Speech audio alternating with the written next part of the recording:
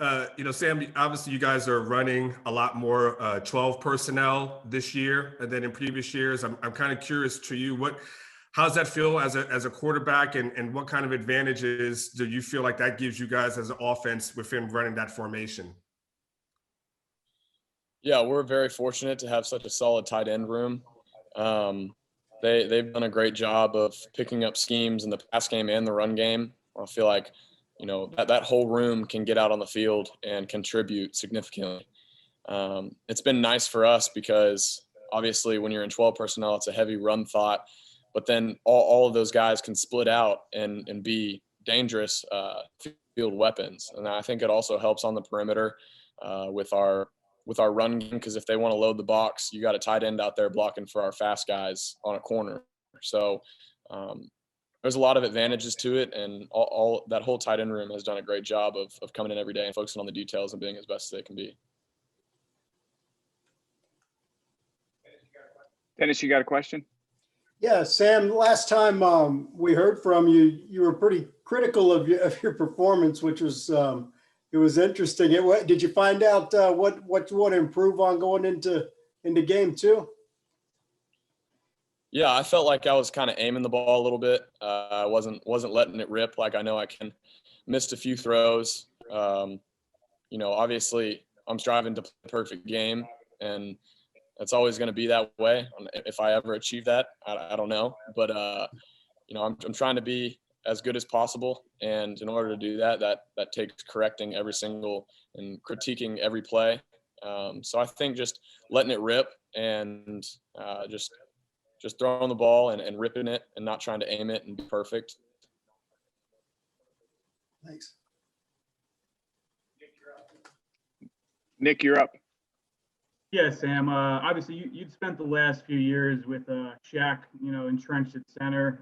Obviously, you've had Derek on that line for a while, but having him snapping the ball to you is obviously different. Just curious, what's that dynamic been like with him? What's it been like having somebody else under center? Just what's it been like to have Derek there with you this year? Yeah, Derek has done an excellent job at the center position. He understands the role and the communication that it really takes for playing center. It's a little bit different because he's calling out IDs, he's calling out protections and calls, and everything like that. Where at right tackle, you're kind of waiting for the center to call it out. So he's had to take a little bit more ownership in the identification of fronts and protections and things like that. And I think he's done a great job of communicating. He's a guy that focuses on every single little detail every day. Incredible worker. Obviously, he was elected captain for a reason. So I think he's doing a great job, and I feel extremely comfortable with him snapping the ball to me. Chip, go ahead. Sam, obviously the offense got into a rhythm quickly. First play of the game against UTEP. How much of that, just talk about the comfortability, I guess, and you and Yursich and what he's calling that allows you to get into that kind of rhythm. I think you all scored on 7 of your first 8 possessions. Extremely comfortable because of the preparation that we put in. I think that's the biggest thing. Going into the game, we've solidified the game plan so much, and I know every single little check for every look and every possibility that when it comes game day, I've seen everything at least once, if not twice, and I'm ready to go. Then I think it also has to do with being comfortable with the guys running the plays. I think offensively, every position has done a great job of paying attention to the details and understanding if we want to be what we can be, we have to capitalize on every single little detail, from splits to depth of routes to hand placement on blocks. And I'm very comfortable with the way that everybody's been paying attention to the details on that. So then it's just easy when we get out there. Mike, you have a question? Yes.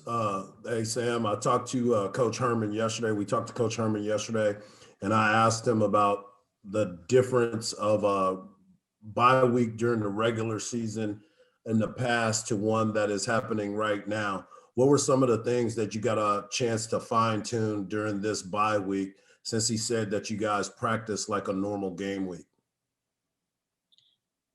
I think it was the continual reps of, getting in the rhythm of playing football.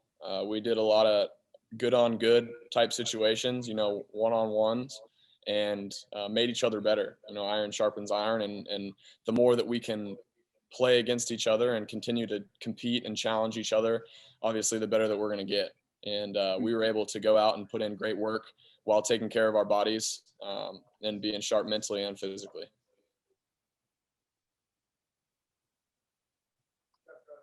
Chuck, go ahead. Yeah. Hey, Sam. Do you have a favorite fan taught story from Lubbock? And how different will it be with that place that's usually packed, only at 25% capacity? I think my favorite is the tortillas. Obviously, that's their famous, interaction, I guess. I think that there will be a quarter of amount of tortillas thrown per game on Saturday, so it's kind of unfortunate. Always a great time playing up in Lubbock. They're always a hostile environment, and I expect it to be the same, but I guess just at 25%. Chuck, you're up. Yeah, Sam, we talked to Josh last week. I was just curious, in that year that he was sitting out trying to work his way back to the team, what did you notice from him? And he said it was especially hard on him. Did you kind of see the emotional side of him last year at any time? I didn't. Josh is a guy that he's a quiet guy, but every single day he comes in and puts in maximal effort and work. So I think he the year that he was out, every single day he was coming in and understanding that even though he wasn't able to play, he has an opportunity to get better. And I think that showed a lot of guys on the team the type of guy he is. Everybody trusts him on the field because of the work that he's put in, and he's done a great job of controlling his present situation and learning from mistakes and continuing to better himself. And I'm really proud of the way that he's responded. It'd be very easy after a trial like that, a guy that's 20, 21 years old, to kind of go in a hole, and he's done the exact opposite. He's handled it extremely maturely and put in the work that he's needed to obviously do what he did on Saturday.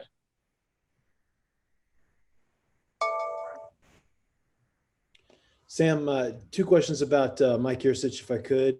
Now that you have a game under your belt and just more practice time, how would you describe the evolution of y'all's relationship?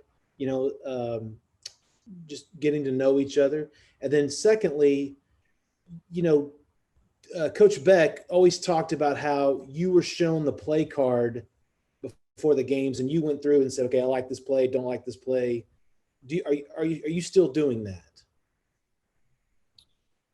Yeah, I would say our relationship is extremely professional.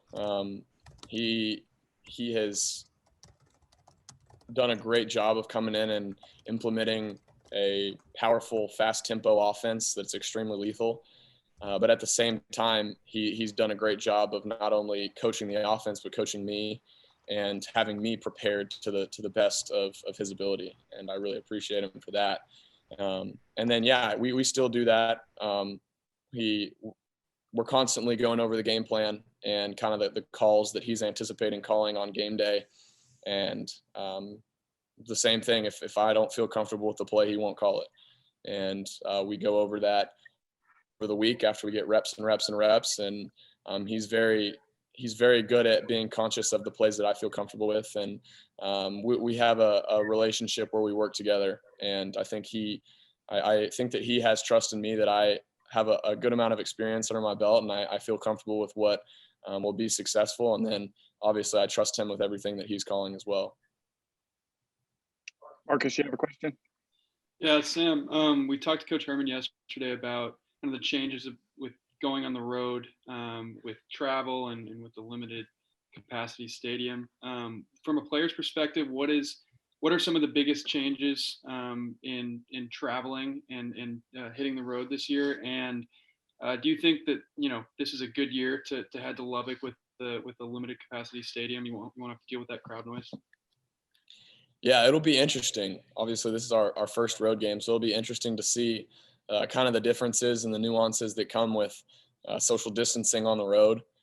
I think it's definitely a plus that we're not going to have to face a full capacity Lubbock Stadium. Obviously, they can get very rowdy and into the game, incredible fan base. So I think that, a lot of people have asked, so what's it like with 25% capacity or 20%, whatever it may be. And I've consistently said, I guess we'll see, because at home it's not very loud when we're on offense, but the biggest difference is going to be when we're on the road. So it'll be interesting to see this week and feel out how things are different compared to last year and previous years. Danny, go ahead. Sam, this is a little off topic, but I was kind of wondering, if you do have a relationship with him, what is your relationship like with Colt? Oh, I do. Over the off season, we had dinner, we threw together a few times, and really he's just been an incredible mentor, and he's always made himself available to me, whether that be football stuff or off the field stuff. And obviously there's not many people who are better to lean on and ask advice, because he's an incredible football player as well as a great man, family man. And I really love the way that he carries himself and represents his family. So it's been an absolute blessing to have him in my life and be able to know I can lean on him with whatever question it may be, because anything that I'm going through, he's been in the exact same spot and he's handled it extremely well. So whatever I can get from him, I try to get from him. Stephen, go ahead. Yeah, Sam, I know excuse me. I know in years past, game week preparation, going into a hostile environment, you guys would practice with crowd noise playing, just like cheers and boos and all that kind of stuff, kind of simulating what a hostile environment might be like. Are you guys still practicing with that crowd noise? And if not, then how are you guys preparing for hostile environments with, only 25% capacity at a lot of these stadiums? Yeah, we haven't had crowd noise yet. That's not to say that we won't. I'm not sure what the plan is there. Maybe we'll just turn it down to 25% volume. But I guess it'll just be like any other game week, focusing on the details and what it takes to prepare to the best of our ability. You like to eliminate the crowd as much as possible by your preparation and understanding that no external force should affect the way that you play the game. So just focusing on the details and being really attentive to what it takes to be successful, regardless of if there's 80,000 people yelling or 20,000. Hey, gang, I know the wireless was a little glitchy earlier, so if any of you TV folks needed to ask a follow-up question to get a little better feed, feel free to just raise your hand.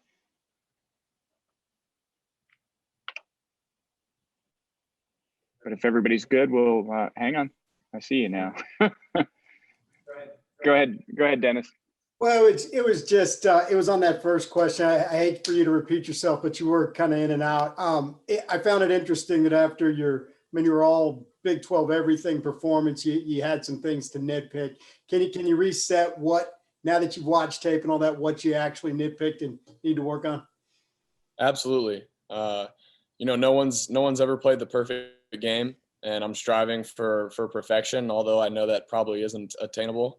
But I felt like I was aiming the ball a little bit, didn't let it rip the way that I know that I can.